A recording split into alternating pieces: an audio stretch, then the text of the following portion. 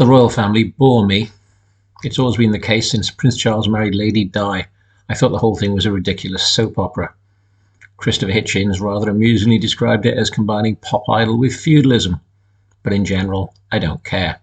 I don't care about Harry or Meghan or Kate or William or even Prince Andrew.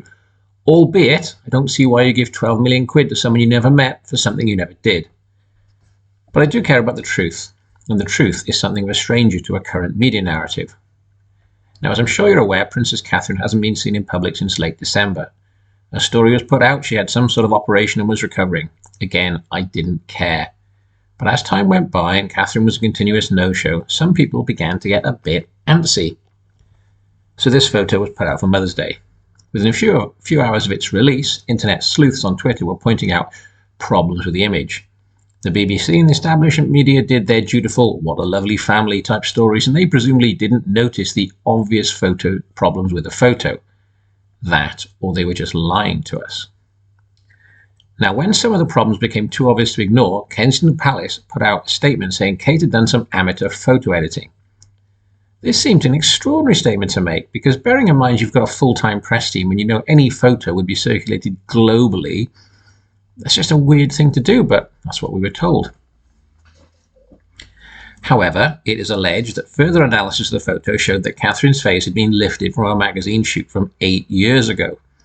The photo is pixel perfect, it has been subject to a few variations, but it is definitively the same photo. It was further alleged the children too were taken from photos of them visiting a food bank in December.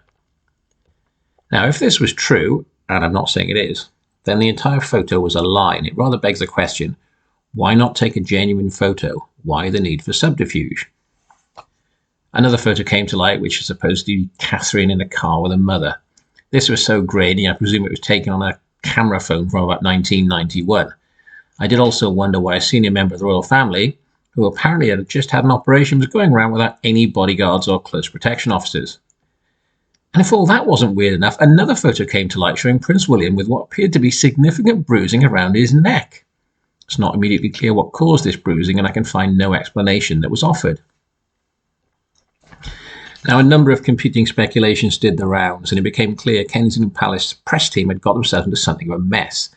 But this could have been squashed immediately. All they had to do was invite a friendly BBC reporter to meet Kate for 60 seconds, do an interview where she thanked everyone for their good wishes, said their children were fine and that puppies and Christmas were lovely or something.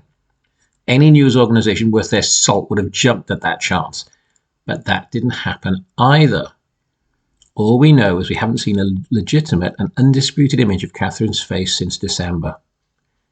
Why might that be? Now, if an ordinary woman were to show up with big sunglasses in gloomy weather, what does that often mean? Now, of course, I'm not suggesting that our royal betters would do anything like this. God bless their majesties. I'm feeling the need to tug my forelock as I speak and kneel before an image of their beneficences. But when Kate finally does re-emerge, I wonder if she'll become the patron of a battered woman's charity. If you like this, please like, recommend and subscribe.